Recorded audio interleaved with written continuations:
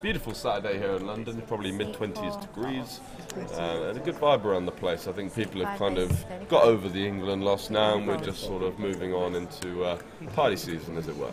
Did you hear what happened with the lady that won the free bet yesterday? Oh, did she win that? Is that what the clapping was all about? Yeah, she came.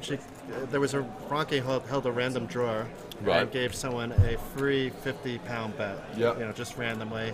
And this lady, she doesn't want her name released. Very nice lady. Okay. She comes up with an accent and didn't know anything about sports betting. It was her first sports bet, and she just said, Belgium 2-0, how much does that pay? And not British at all, and so people looking at her a little bit funny. Yeah. They're like, you would get 650 back, which isn't the best odds, but it's still not too okay. bad. Yeah. And, 11 to 1, she's right? like, that sounds good. And 10 to 1, yeah, 11 to 1. And then it binks Wow. the following day. So she was here to collect it, and I think I saw her playing cash over there as well. So putting that money to good use, I'm sure. Whoa! Bit of a suck out there from Sam. He finds the magical 3 on the river. Ed what happened does here? check as well. That's an interesting check. I'd have liked to see a lead there from Sam on the river. We don't know much about Sam. We need to pull up, I think, his bio. Unless you recognize him from somewhere. I think he's new to the Cash Game Festival. I don't believe I've seen him before. He is the big winner so far, but it's very early on. Ed drops back down to even, though.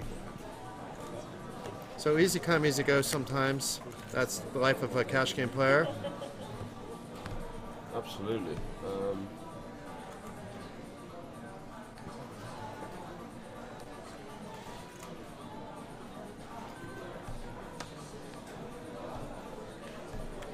And Amelia is new to the Cash Game Festival as well, although I think I've seen her in the casino before, but I've never seen her on a feature table. Buying in for 75 big blinds. So not quite a full stack, but not the shortest that she could buy in for either. 3 folds. And Ed is obviously showing that he's going to be active today.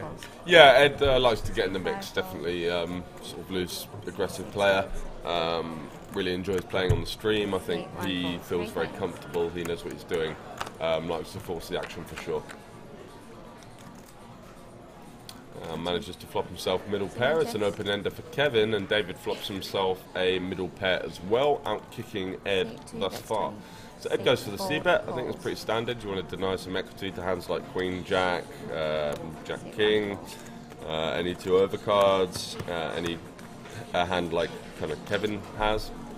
9 on the turn is going to cause some issues here because David ahead with the 9-8 thus far, but Ed also with the 9-9-6. So let's see how he navigates this one. I'm sure he's going to be coming for another bet.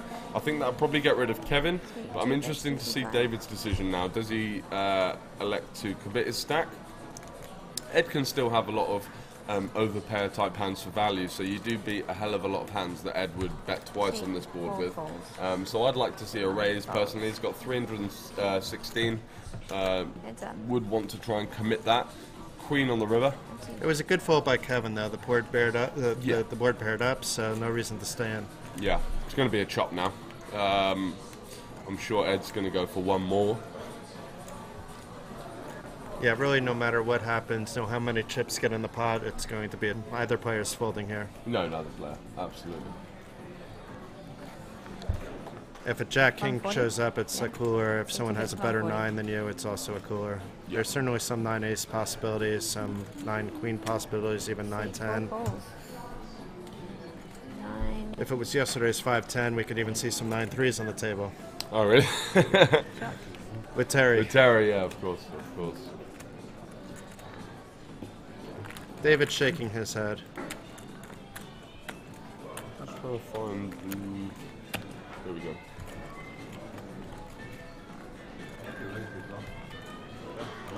Bear with us on the bios. Yep, just doing a couple of things at the moment, just getting some posts out there.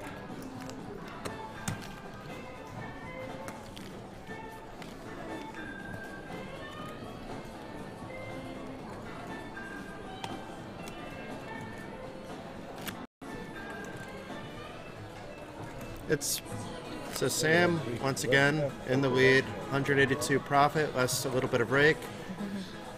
Everybody else about even or maybe a little bit down. Is that Sam Bentham, is it? I believe so. Nice, okay. Just running.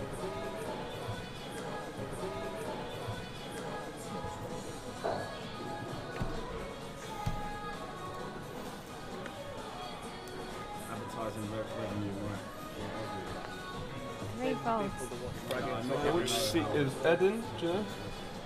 Ed, I believe, is in seat 2, if that's correct. He's next to Kevin.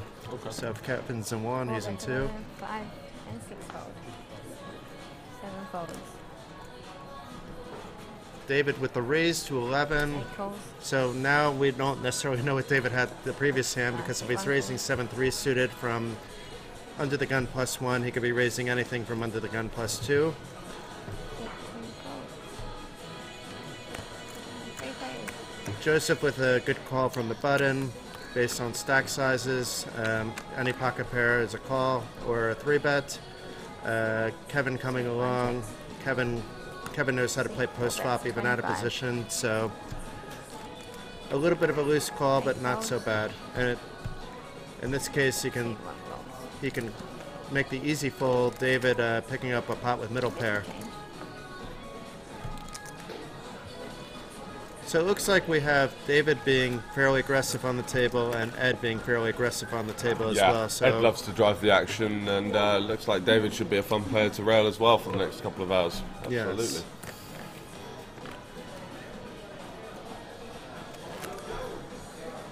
We may actually have Ed in as Ricardo, right? But we knew that was Ed in C2. So either Ed maybe got up.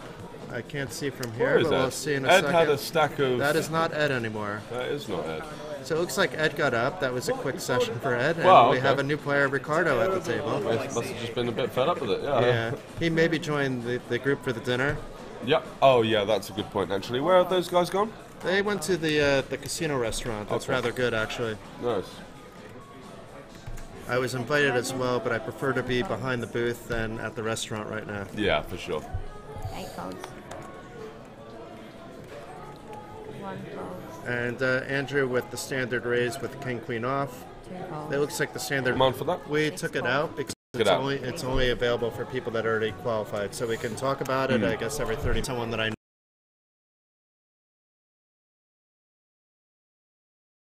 know. Yeah, get the Monaz. The Monaz, let us know your whereabouts. Whereabouts are you from? Always have a lot of diversity in these cash game festivals, don't we? Yes. People from all fields and all from afar. 3 folds. Is that a little Bitcoin thing that the player in seat 2 has? Because the guy just shoved on me in the river over in the 1-1 game, and he had like one of those kind of gold Bitcoin coins. Oh, wow. And after I was sort of tanking for a while, he chucked that in as well, and I was like, well, is that worth 6k or what's going on here? Is it? Can I call that? He does have a gold coin in front of him, so it could be. It could be. Gedimonas is from Lithuania. Ah, Labas Vakaras. Labas Vakaras. Checks. That's good afternoon. For, Okay. you I had could no hear a idea. little I bit was of just Lithuanian, but that was very repeating. good. 5 checks. No, name's not too bad. What's your longest session, Seb? Let us know. I'm sure you've come for a couple of marathon ones in your time. It's a bit of pre-flop action. David once again showing he doesn't mind being in the pot. And he doesn't mind leading out with nothing, so he may get this through though. Sam may feel weird about calling with his ace high. Gone for the old zero equity bluff on the turn. After a bit of weakness on the flop, manages to get the job done. Very well done, David. Pulls in that pot. Slightly unorthodox, but hey ho, he's the one pulling in chips, so fair play. 2-2 blinds, guys. We've got a table of 8 at the moment. And yeah, the action's been thick and fast so far this week. This is our 4th day of 5 at the London Cash Game Festival, live from the 888 Poker Room in Aspers.